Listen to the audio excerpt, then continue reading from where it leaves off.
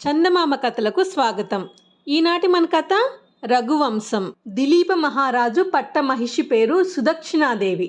దంపతులకు సకల సంపదలు ఉన్నాయి, కానీ సంతానం లేదు.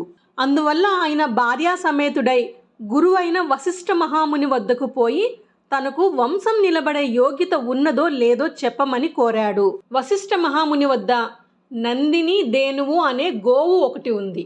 ఆ గోవు సామాన్యమైనది కాదు, కామధేనువు యొక్క పుత్రిక. నీవు నీ భార్య కలిసి ఈ గోవును కొన్నాళ్ళు భక్తి శ్రద్ధలతో సేవించినట్టయితే మీ కోరిక తీరుతుంది అని దిలీపునికి సలహా చెప్పాడు వశిష్ఠ మహర్షి. రాజు రాణి రోజు ఉదయమే లేచి స్నానం చేసుకుని తర్వాత ఆ గోవును పువ్వులతో పూజించేవారు. దూడ పాలు తాగి విడిచిన పిమ్మట రాజు దేనువును అడవులమ్మట మేతకు తోలుకు వెళ్ళేవాడు.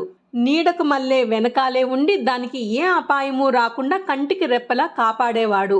సాయంకాలం వరకు మేపి ఇంటికి తోలుకు వచ్చేవాడు. అలా ఆ భూపాలుడు గోపాలుడై 21 రోజులు గడిపాడు. 22వ రోజున యథాప్రకారం రాజు నందిని దేనువును తోలుకు వెళ్ళాడు. అది ఆనాడు హిమవత్ పర్వతాల వైపు దారితీసింది. ఆ పర్వతాల ఎత్తు, గాంభీర్యము, అందము చూస్తూ క్షణకాలం రాజు దేనువును మరిచాడు. ఆలోగా అది ఒక గుహ లోపలికి ప్రవేశించింది.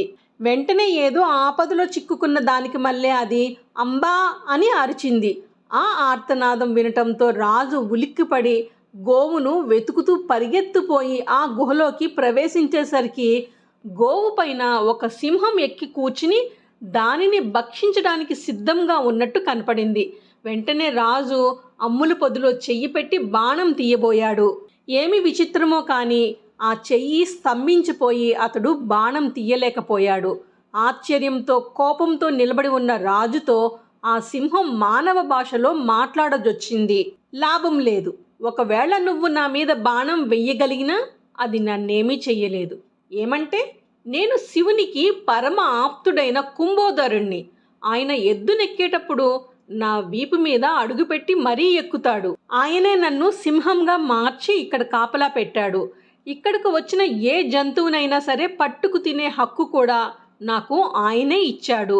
అటు చూడు ఆ దేవదారు మొక్కను. దాన్ని పార్వతీదేవి సరదాగా పెంచింది. ఒకనాడు అడవి ఏనుగు ఒకటి ఆ చెట్టును పెట్టి ఒళ్ళు రాసుకుంది. దానితో అంతమేర చెట్టు యొక్క బెరడు ఊడిపోయింది. అప్పుడు పార్వతీదేవి చాలా విచారించింది. అందుకోసమే పరమశివుడు ఆ చెట్టు పాడు కాకుండా నన్నిక్కడ ఈ రూపంలో కాపలా పెట్టాడు. ఇది కథ. నువ్వింకా చేయగలిగింది ఏమీ లేదు. ఈ గోవు ఆయువు నేటితో మూడింది. దీన్ని భక్షించి నా ఆకలి తీర్చుకుంటాను కనుక నీ దారిన నువ్వు వెళ్ళవచ్చు అని చెప్పింది. అయితే దిలీప మహారాజు కదలలేదు. శివుని ప్రభావం వల్లనే నా హస్తం స్తంభించిపోయిందన్నమాట. అందువల్ల ఈ గోవును నేను నా బాణాల వల్ల కాపాడలేను, కానీ దీనికి బదులుగా నేనే నీకు ఆహారం అవుతాను. దీనిని వదిలివెయ్యి. పాపం, దీని దూడ పాలు కోసం నకనకలాడుతూ ఉంటుంది. ఆ లేగ మీదైన దయ తెలిచి ఈ గోవును వదిలేయి. మా గురువైన వశిష్ఠ మహామునికి ఇది లేకపోతే ఆయన చాలా ఇబ్బంది పడతారు అన్నాడు. ఈ మాటలు విన్న సింహం వికటంగా నవ్వుతూ, చూడగా మూర్ఖునికి మళ్ళీ ఉన్నావే. ఈ ఆవు లేకపోతే నీ గురువు ఇబ్బంది పడతాడని తోస్తే దీనికి బదులు ఆయనకు కోటాను కోట్ల గోవులను ఇయ్యగల సమర్థత నీకు ఉంది. అలాంటిది ఒక్క ఆవు కోసం మహీమండలానికి ఏకఛత్రాధిపతివైన నీవు ప్రాణం వదిలేస్తానంటావేమిటి? నువ్వు పోతే ఒక్క ఆవు ప్రాణమే నిలుస్తుంది. అదే నువ్వు బతికి ఉంటే కోట్ల కొలది జనుల ప్రాణాలను కన్న తండ్రిలాగా కాపాడగలవు. ఈ మాత్రం తోచింది కాదే నీకు అన్నది. ఆ మాటలు విని నందిని దేనువు జాలిగా చూడటం మొదలుపెట్టింది. అప్పుడు రాజు సింహంతో, నేను మహీమండలానికంతటికీ చక్రవర్తినని పొగిడావు. ఆపదలో ఉన్న ఈ ఆవునే రక్షించలేని నా చక్రాధిపత్యం ఎందుకు? నువ్వు ఈ దేవదారు వృక్షాన్ని ఎలా కాపాడుతున్నావో ఈ ఆవును నేను అలాగే కాపాడుతున్నాను. దీనిని వదిలి వెళ్ళటం న్యాయమా అన్నాడు. పైగా ఒక్క ఆవు కోసమని నా మేను త్యజించకూడదన్నావు. కానీ ఇది అన్ని ఆవుల వంటిది కాదు సుమా. కామధేనువు యొక్క పుత్రిక కనుక నా శరీరం బలుగొని నా కీర్తి శరీరం నిలబెట్టు. నా శరీరానికేం, నీ ఆకలి తీర్చటం కన్నా నాకది ఎక్కువ కాదు.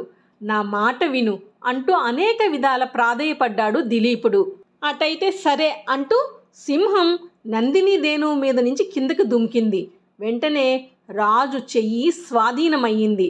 ఆడి తప్పని దిలీపుడు సింహం నోట పడటానికి వెళ్ళి దాని ముందు కూర్చుని భగవంతుని స్మరిస్తూ కన్నులు మూసుకున్నాడు. సింహం తన మీద పడుతుందని కనిపెట్టుకుని ఉన్న రాజు మీద తలవని తలంపుగా దేవలోకం నుండి పూలవాన కురిసింది. భయంకరమైన సింహం తన మీద పడలేదు సరికదా, కుమారా లే అన్న చల్లటి పలుకులు వినపడ్డాయి. రాజు కళ్ళు తెరిచేసరికి అక్కడ సింహం లేదు. ఏమైంది, నన్ను పిలిచిందెవరు అని రాజు విస్మయంతో అడిగేసరికి నందిని ధేనువు, ఎవరు, నేనే. నిన్ను పరీక్షించడం కోసం ఈ చిత్రకథ అంతా కల్పించాను. సింహము లేదు, దేవదారు వృక్షము లేదు, అంతా కల్పితమే. కుంభోదరుడు కాదు కదా, ఎవ్వరూ నన్నేమీ చెయ్యలేరు. నీ ధర్మబుద్ధికి మెచ్చుకున్నాను. నీకేం వరం కావాలో కోరుకో రాజా అన్నది నందిని ధేనువు. రాజు వినయంగా తల్లి, వంశం నిలబట్టే కుమారుడు కావాలి అని కోరాడు. అయితే తన పొదుగులో పాలు ఒక దొప్పెడు తీసుకు తాగమంది ధేనువు. లేగదూడ తాగిన తర్వాత మిగతా పాలు వశిష్ఠ మహామునికి ఇచ్చి వారి అనుమతితో తీసుకుంటానన్నాడు రాజు. ఈ మాటలకు మెచ్చుకుని ధేనువు ఆశ్రమానికి తిరిగి వచ్చింది. జరిగిన సంగతులు విని సుదక్షిణాదేవి ఆనందపడింది. రాజు ధేనువు యొక్క పాలు తాగి భార్యా సమేతుడై తన అయోధ్య నగరానికి తిరిగి వచ్చాడు. ఆ దంపతులకు చక్కని పుత్రుడు కలిగాడు. ఆ బాలుడే రఘువు. రఘువు పెద్దవాడై గద్దె ఎక్కిన తర్వాత గొప్ప రాజు అనిపించుకున్నాడు. గొప్ప రాజు కనుకనే ఆ వంశానికి అతని పేరుతో రఘువంశం అనేది ఏర్పడి ప్రసిద్ధికెక్కింది.